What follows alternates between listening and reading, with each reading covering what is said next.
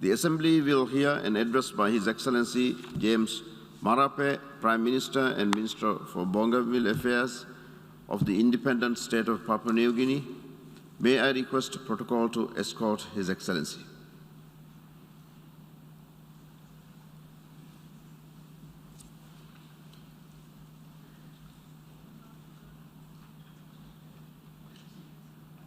I have great pleasure in welcoming His Excellency James Marape, Prime Minister and Minister for Bougainville Affairs of the independent state of Papua New Guinea.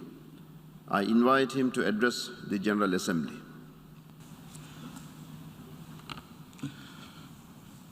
His Excellency Mr. Abdullah Sahid, the President of the General Assembly, His Excellency Mr. Antonio Guterres, United Nations Secretary General, fellow leaders, excellencies, distinguished delegates, ladies and gentlemen, it is my distinguished honor and pleasure on my own behalf and that of my 8 million plus people and government to join other global leaders in addressing the General Assembly today.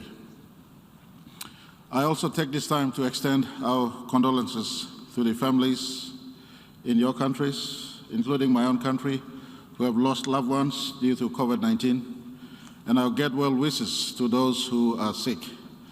I also pay tribute to the global frontline workers and service personnel who have toiled over and beyond the call of duties to care for those who are sick and vulnerable, especially our medical workers.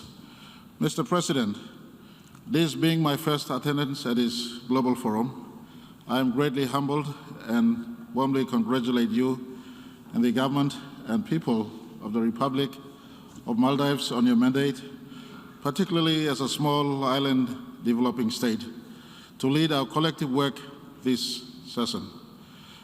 This is compounded by the intensifying and worrisome global climate crisis, accelerated by biodiversity losses and other humanitarian, peace, security, and trade-related issues that poses great challenges to the way we now manage our regional and global and socio-economic affairs.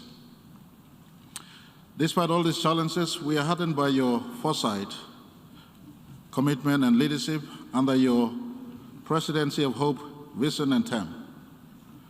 We pledge our total support to you and offer our partnership during your tenureship as President of this August Forum.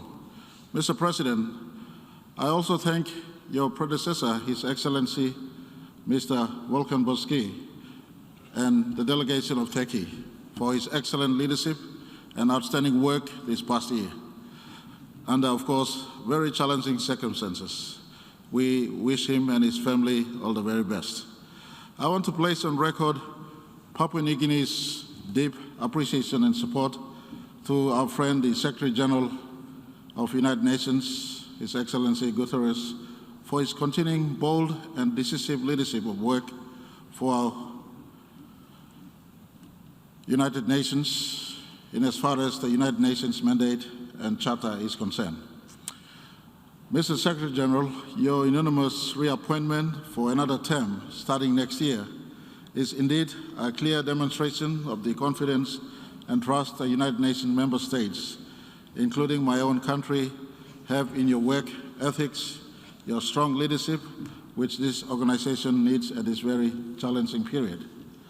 I thank you for your frank and sobering assessment of the challenges before us and your proposals on how we confront these challenges practically and at multilateral levels. Mr. President, I bring to you all greetings from Papua New Guinea in the blue, peaceful Pacific Ocean. The Pacific Ocean, or the blue Pacific continent, is home to marine and terrestrial biodiversity and is where the most vulnerable small island states are being exposed to the global threats of rise in sea level due to climate change and the health and the associated economic woes brought about by the COVID-19 pandemic. I speak for Papua New Guinea, of course, but the issues will no doubt resonate with the small island states, including those of my Pacific brothers and sisters. I also believe, Mr. President, that you too will have some appreciation on what these issues are, because you come from a small island state yourself. Our ocean homes and our way of life is intertwined with the coastal ecosystem in its natural equilibrium. This equilibrium is now affected by human influence, and for us small island states, not in our making. But we are the first victims and the most affected because of our inherent vulnerabilities. Mr. President, as we convene and continue to speak on climate change in the ambiences of our 21st century, post-halls like this August United Nations Assembly, may I remind us all that little children and their families who are living in the seas of earth are living in fear and uncertainty of what their future will be like. This is because in their lifetime they have seen their arable and safe lands lost due to sea level rise, and are watching as the structures that their lives are built upon slips away. It is time the big carbon emitters of planet Earth own up and apologize to small island states and all other victims of climate change. And I make this statement with no apologies. And today I make a call for all of us, and especially to the big carbon-emitting nations who are now enjoying their national economic transformations through industrialization, to pause, think, and take responsibility to save our planet. I am comforted by the recent commitment by President Joe Biden and Prime Minister Boris Johnson on the respective nations' intention to respond better to tackling climate change issues. Mr. President, I also hear of China's positive response and note that it is good we are now uniting to save our planet. We have a collective responsibility to take actions to save Earth. Mr. President, when astronaut Neil Armstrong walked on Moon on July 20, 1969, he would have looked back to the direction where he came from. And I assume that he would not have seen his beloved home state, the United States of America. He would have seen his home planet, planet Earth. It is the survival of Earth that we must now take action. I want to make this statement. Enough of talk. We have to take actions commensurate to the volume of emissions from our industries. Leaders of the big carbon-emitting nations must now lead the global effort in rebalancing the environmental equilibrium. It is a hard ask, but really a necessary call for leadership and champions. I point to all nations on earth to embrace the unity of humanity to save our planet, because what happens in Africa will and does affect Europe. Whatever happens in Asia will affect America, and whatever happens in Middle East will affect those of us in the Pacific, and vice versa. We live in one planet, one atmospheric envelope, one interlinked environmental ecosystem. Hence, as one humanity, we must rise and unite to preserve our one planet, our home. Not to do so is foolishness, and we are doing so at the peril of our children and their children, if, of course, Jesus Christ doesn't come back soon. Mr. President, Papua New Guinea recognizes the need to save Earth, and we too are contributing and will contribute to preserve our Earth. God has blessed Papua New Guinea with about 13% of world's tropical rainforest and 6% of its biodiversity. These global assets we want to preserve. One lesson I have learned from the COVID-19 experience is that oxygen is, number one, human need. With less oxygen, and COVID-19 has shown us that, an individual suffocates and dies. Well, you ask this question, who produced the oxygen for Mother Earth? The trees, of course. If the world's rainforest reservoir were a global lung, we in Papua New Guinea have a significant proportion of this organ that keeps the world breathing. We also function as a great carbon sink. We have this significant asset for our planet. And I, as chair of the Coalition of Rainforest Nations, Papua New Guinea stands at an important crossroad.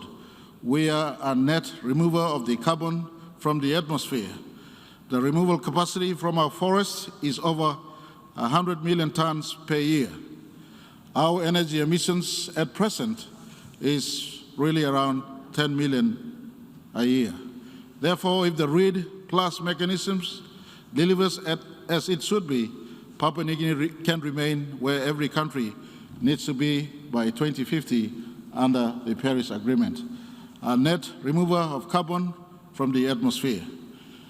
The preservation and conservation plus sustainable harvest and use of forest resources can be our commitment to you all for the upkeep of Earth, heading the red code humanity that was called by our good Secretary General Guterres.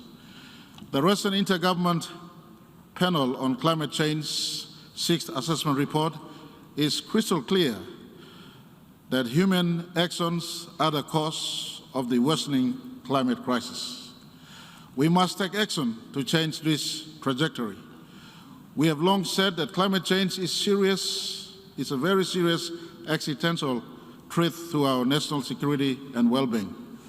Therefore, the climate security nexus reality must and cannot continue to be denied by the Security Council, as it would be dereliction of duty to all people worldwide on the part of the Council. We welcome the increasing support of the Council on this important agenda. Mr. President, let me also welcome and commend the excellent leadership and efforts by the United Kingdom as COP26 President-designate, Italy also as the co-host of COP26, and the United Nations Secretary General in rallying the international community to take bold decisions and practical measures necessary to deliver on the Paris Agreement commitments. I cannot overstate the urgency and the ambitious actions needed under the Paris Agreement to undo the serious damage humanity has caused to planet Earth. I will also continue to advocate strongly that responsibility must be assigned correctly, appropriately, and proportionately to the scale of damages done. Mr. President, during COP26, I will be seeking to progress a number of issues on behalf of Papua New Guinea and the wider Pacific Blue economy. We must all commit to the energy targets, deal with the land use, and advocate for the preservation of biodiversity and be more bold in climate financing commitments. These issues, which are important to Papua New Guinea and the Pacific Island Forum countries, and we will be seeking support and advocacy from developed and industrialized countries to back our domestic and regional efforts towards adaptation and mitigation through global funding assistance. I will be seeking and understanding to build a special set of criteria that is simplified to enable us to qualify for financial support for adaptation and mitigation strategies. Mr. President, I join the previous speakers in calling on the international community to collectively meet our Paris Agreement obligations and submit individual, nationally determined contributions without delay. Papua New Guinea was amongst the first countries to submit our NDC in 2020, outlining our goal to be carbon neutral by 2050.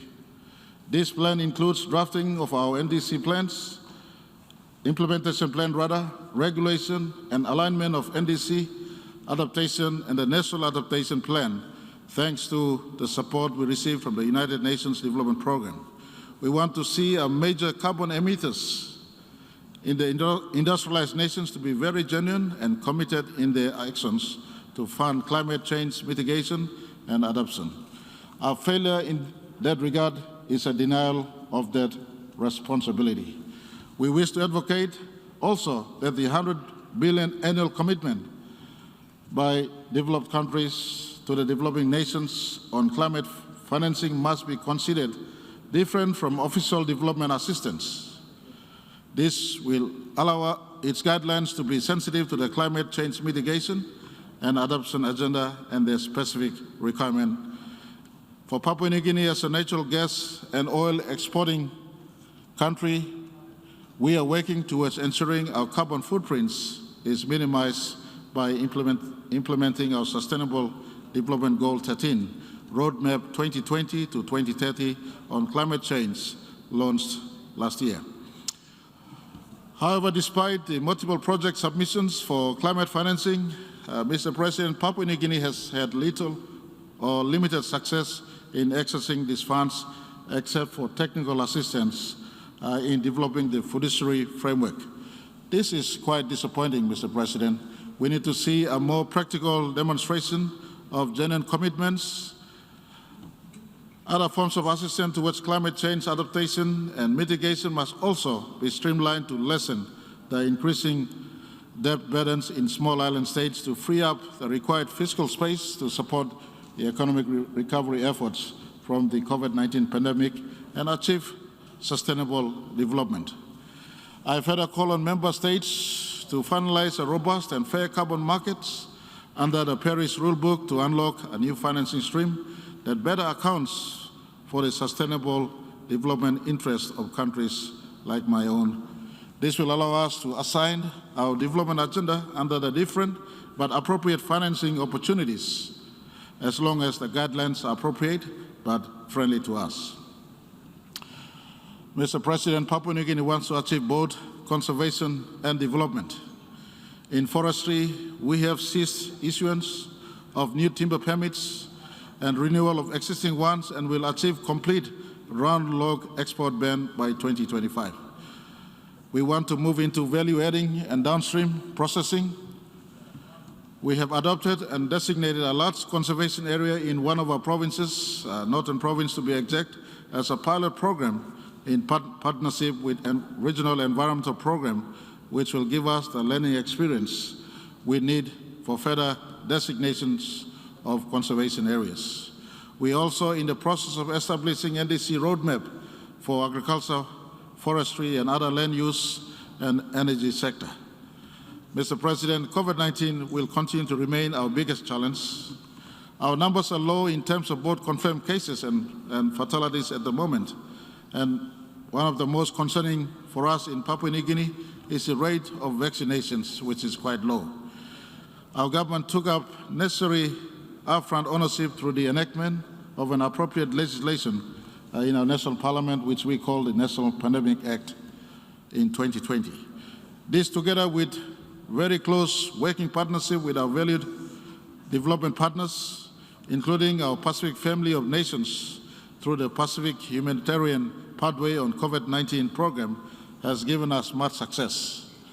We cannot speak highly enough of such partnerships, including those through the COVAX facility and with the United Nations system, Australia, New Zealand, USA, Japan, China, European Union, UK, and the United Arab Emirates, which enable us to have immediate access to essential medical equipment and supplies, including the AstraZeneca, Johnson & Johnson, and Sinopharm COVID-19 vaccines.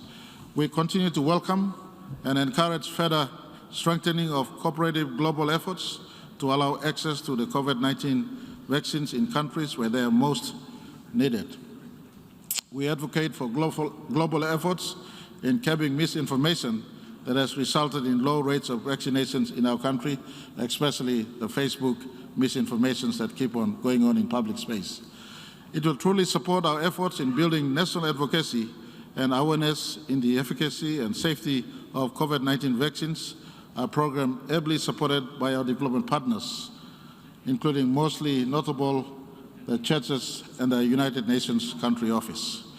We have to do all do all of that while keeping a very close eye on the general health sector of our country, because we cannot afford to lose sight of the other aspects of health in our country.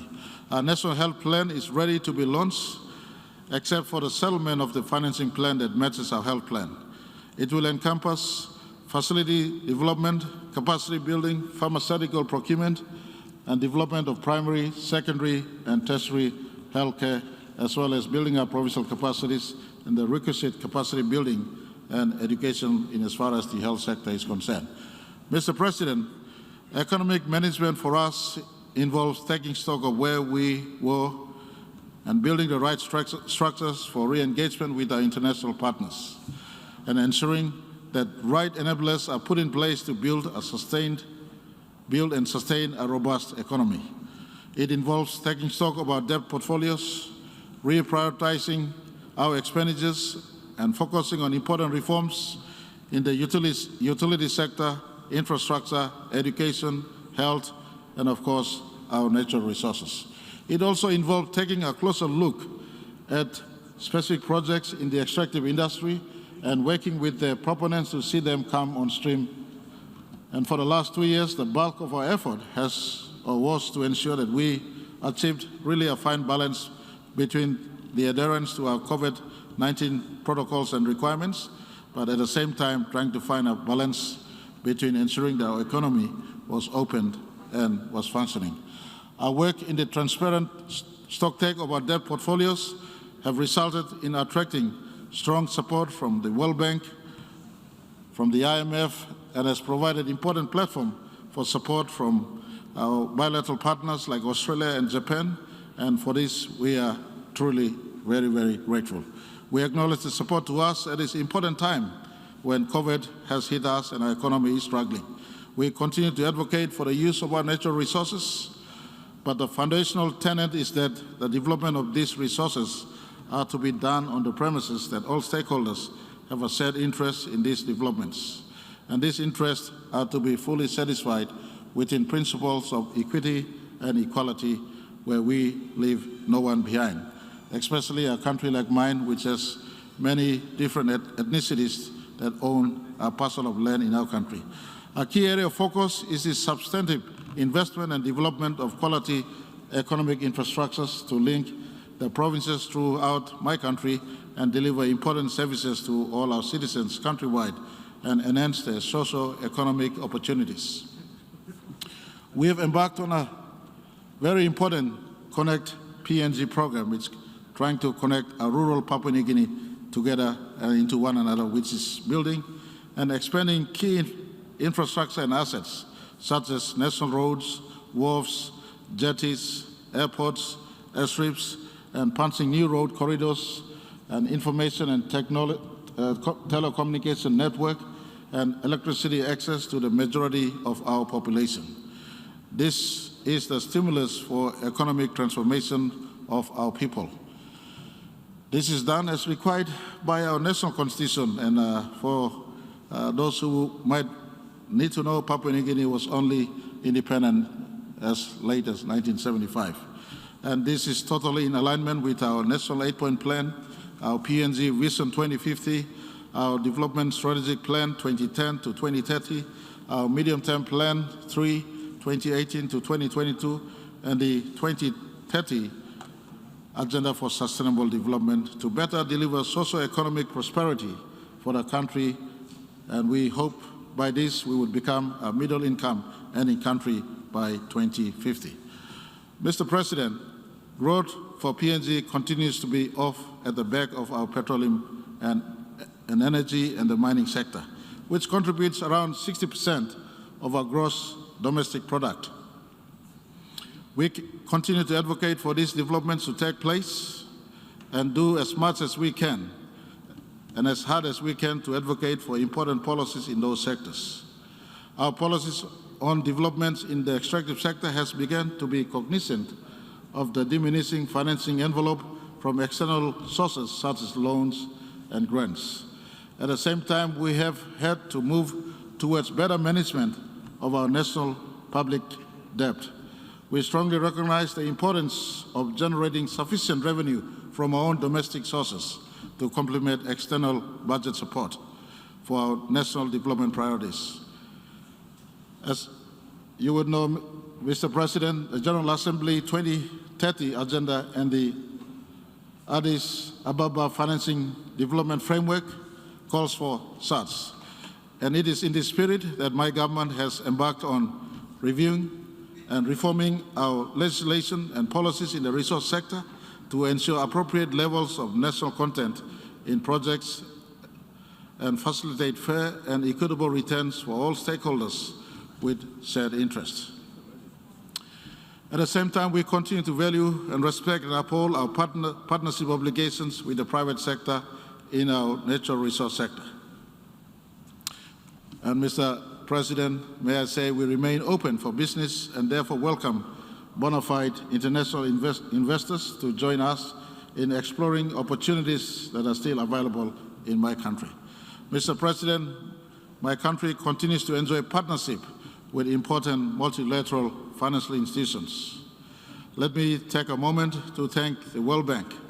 I thank IMF, I thank ADB, and of course our valued bilateral partners, including Australia, New Zealand, Japan, China, India, European Union, the United States, for supporting my government's development priorities.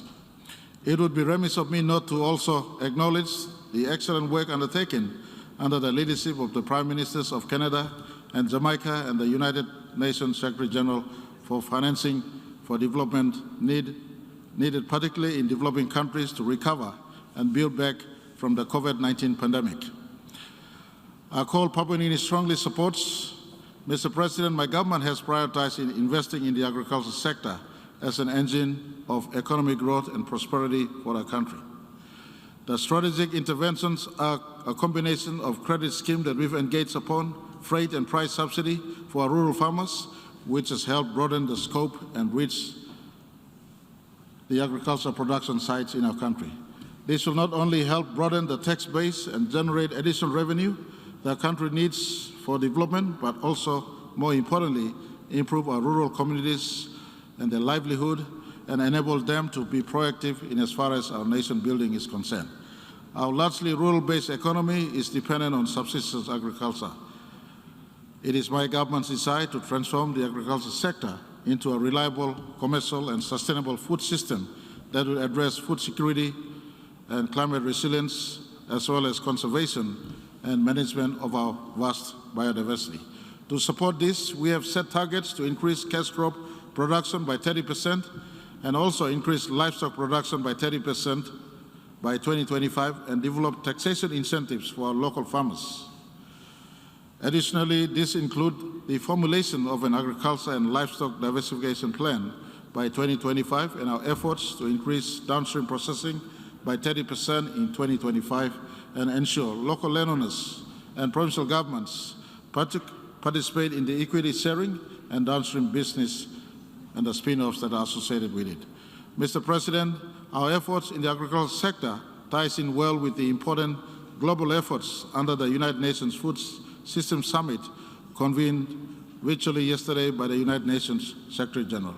For Papua New Guinea, we have identified 5 key priority actions that forms our national pathway to transform our food systems in ways that will build a sustainable, equitable, resilient, and healthier food system in our country. These details were shared in our national statement at the Food System Summit yesterday evening. However, I would underline that my country, with its arable and abundant land, has the potential to serve as a food basket for Asia-Pacific region and beyond, particularly at a time when food security around the world is now being threatened by the ravages of climate change, sea level rise, and the other crises.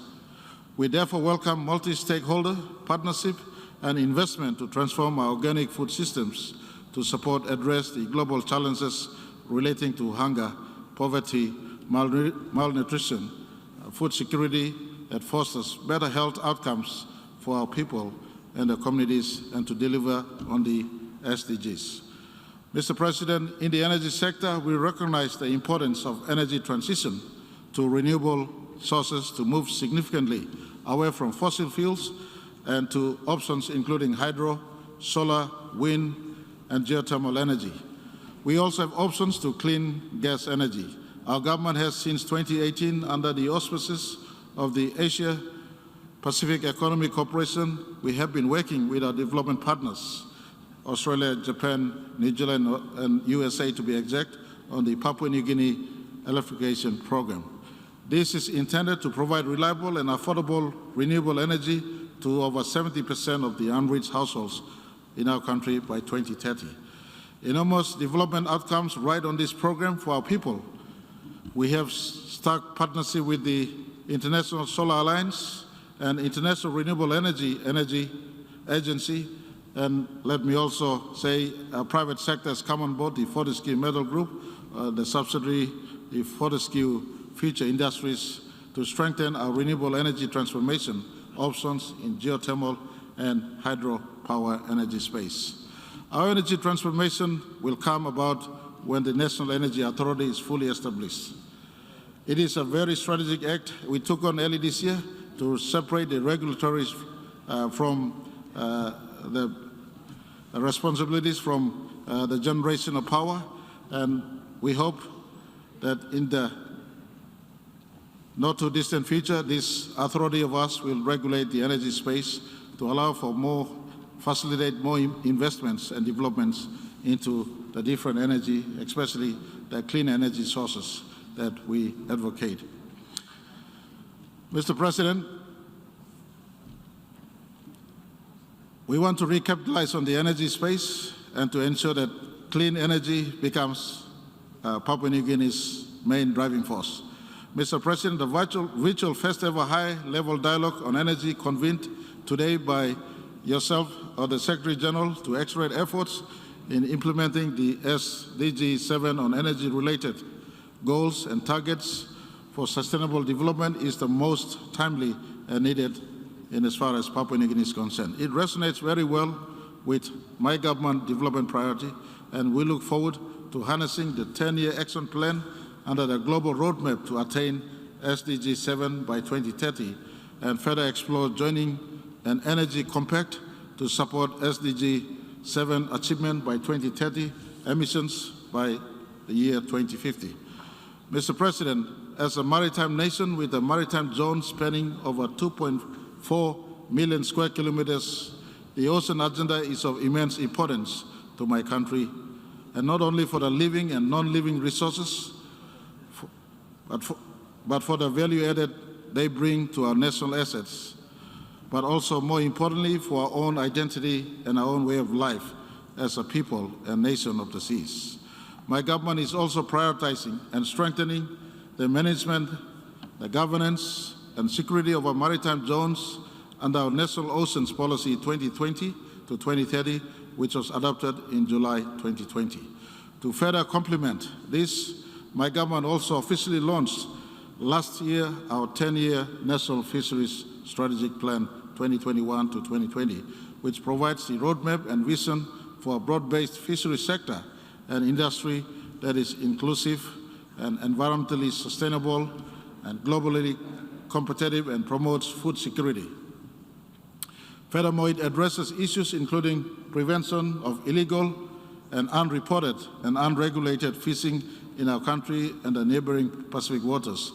And it also talks about domestic downstream processing that enables our people as resource owners to be meaningfully involved in the economic opportunities our sea resources brings. We call on countries within our region to be responsible in that regard.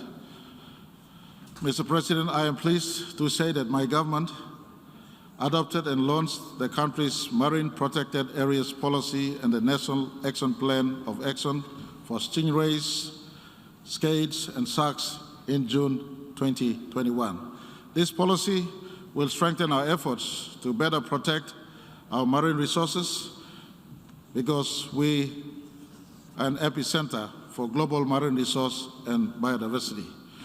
We are grateful for the support from the Global Environmental Facility and UNDP as valued development partners. In doing so, this will assist us to reach the biodiversity target 11, to have 17% of our terrestrial and inland water areas and 10% of our coastal and marine areas protected, which we remain committed to. It is in this context, and also with the devastating wildfires and catastrophic climate change events around the world impacting adversely on biodiversity, that we look forward to a successful outcome of the 15th Conference of Parties of the United Nations Convention on Biological Diversity that will be staged in China next month. We therefore join the growing global call for an ambitious and transformational post-2020 global biodiversity framework that can help us implement fully our national commitments to protect biodiversity and sustainably use them for our sustainable development and also meeting the SDGs. Mr. President, regionally, I am pleased to join my fellow leaders of the Pacific Island Forum in heralding our milestone regional declaration on preserving our maritime zones in the face of climate change-related sea level rise, which was adopted last month. As large states within our blue Pacific continent and the advent of the devastation consequences of the runaway climate change and the rising sea level rise that continues to threaten our countries and the people's security and lives and livelihoods and sovereignty, this declaration preserves our maritime zones in the face of climate change-related sea level rise. It also upholds the integrity of our long-standing commitment to the United Nations Convention on the Law of the Seas as the global legal framework within which all activities in the oceans and seas must be carried out. We therefore welcome the support of all United Nations member states and the international community to our landmark declaration. My earlier remark on climate change gives us the basis to call for those support and actions. Mr. President, in terms of peace building, my government recognizes the fundamental role the United Nations plays in supporting sustainable development and peace building. It is therefore incumbent on the United Nations to ensure that we continue to adopt the existing multilateral arrangements, including the United Nations Peace Building Architecture, the Security Council, the Peace Building Commissions, and the Secretary General's Action for Peace Initiative and the Peace Building Fund to make them relevant under evolving global circumstances to better foster and sustain global, regional, national peace and security. For us, our continuing engagements with the Peace Building Commission and the Secretary General's Peace Building Fund in recent years, and from which we have been beneficiary, further strengthens the hand of national peace and security through peace by peaceful means. This is especially true on our Bougainville Peace Agreement process for our Bougainville region and in the new initiative on peace building and sustaining peace in our two other provinces in my country. Mr. President, I am pleased to announce the Bougainville peace process continues to remain a top priority of my government. In this context, I would like to inform this August Hall that following the referendum in 2019, my government and the autonomous Bougainville government have held the second post-referendum consultation and the joint supervisory board just 3 months ago, where several very important decisions to move the peace process forward were agreed upon. This included the reaffirmation of both parties to our commitment to the Bougainville Peace Agreement, the importance of a peaceful dialogue on the way forward, guided by the country's constitutional and parliamentary processes, including the respect to the outcome of the 2019 referendum, which includes the agreement to transfer all agreed powers and a joint roadmap to guide the post-referendum process. Mr. President, there is a clear recognition by both parties that much more work remains to be done in this critical phase, and that constructive dialogue, our mutual understanding and partnership is crucial for a lasting political settlement to the autonomous region of Bougainville. And let me place on record my appreciation for United Nations in their help and leadership or assistance on the Bougainville issue that faces Papua New Guinea. My government is also realistic about the capacity challenges and successful peace building and in our efforts to sustaining peace. The continued support and partnership of the Peace Building Commission, the Secretary General's Peace Building Fund, and the wider United Nations system and other development partners will be vital to ensure dividends of peace is shared and becomes long-lasting. I do acknowledge the strong support by the United Nations in chairing the consultation process and the supporting initial engagement of a moderator for these talks to take place.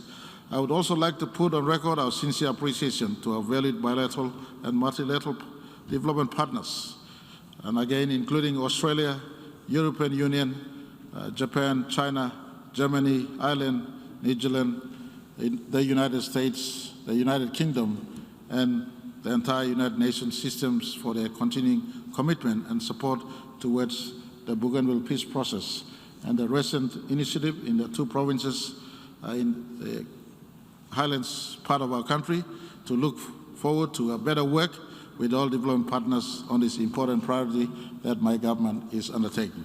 Whilst commenting on the United Nations on the peace effort in Papua New Guinea, I would also like to recall the Pacific Island Leaders Forum decision in 2019 and the outstanding visit by United Nations Human Rights Mechanism to address the alleged human rights concerns in our regional neighborhood. This visit is very important to ensure that the greater peoples of the region have peace within their respective sovereignties and their rights and cultural dignities are fully preserved and maintained. Mr. President, we also have long recognized that our sustainable development efforts will be in vain if we do not safeguard our women and girls in their human rights and preservation of the dignity and provide them opportunities to be equal development partners for nation building. This is why my government has prioritized gender equality and empowerment opportunities with policies, laws, and strategies, and we have set in place, among others, the Gender-Based Violence Strategy from 2016 to 2025 and the Family Protection Act, and provided that this demographic segment of our economy specific economic opportunities to be engaged in entrepreneurial activities to empower our women and our girls. This initiative takes into account of all our international commitments and obligations under relevant international frameworks, notably the Beijing Platform for Action. We recognize that much work remains to be done, but we are determined and committed to do what is right for our women and our girls, as our country's future prosperity and security also depends on how we treat them today and into the future. This is clearly demonstrated recently by the groundswell of support to combat and end the scourge of gender-based violence in the country.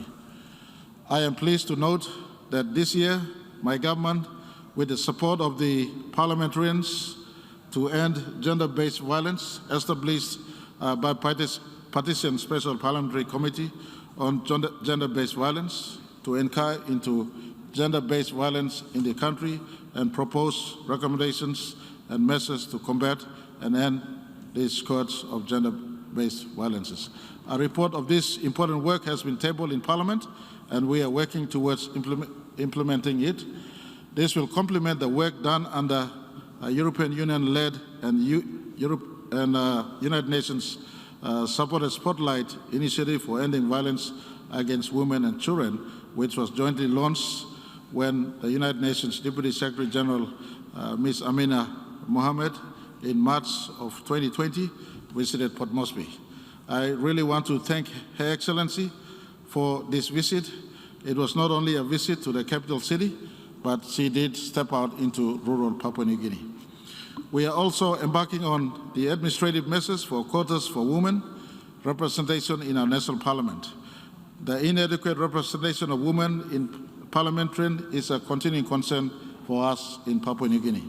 We are optimistic to set in motion this initiative at our next general election scheduled for July 2022.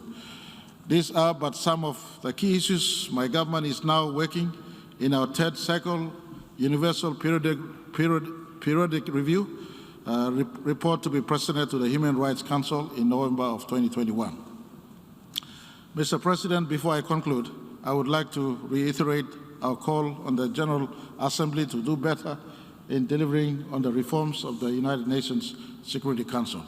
This important organ, entrusted with the international community's peace and security, with its archaic representation and working methods, is in dire need of an overhaul to ensure it meets with today's reality. We are concerned that it has been nearly 12 long years now since the first round of the intergovernmental negotiations for the reforms of the Security Council, and the costs keep on escalating for countries like ours. Despite all the extensive efforts on the 5 agreed elements of the IGN package, it still does not have any formal status to this date. For my delegation, a single consolidated document now and not an indeterminate feature is indeed needed for real negotiations to pave way for the reforms of the Security Council. The importance of this cannot be overstated. We reiterate our call on the fundamental point. I also recognize, as I close, the important reality check by the Secretary General Guterres in his call for action on the common agenda. The Secretary General's proposals and recommendations for call for a robust United Nations system, it has our full support. But we cannot progress the common agenda without dealing with the system that will carry it. And I thank you, Mr. President, for giving me an opportunity to speak. Under your presidency, we hope our planet can be a place and a better place for all. We have a hope that no one will be left behind. God bless you all. God bless our planet Earth. Thank you very much for the opportunity. On behalf of the General Assembly, I wish to thank the Prime Minister and Minister for Bougainville Affairs of the independent state of Papua New Guinea for the statement just made, and I request protocol to escort His Excellency.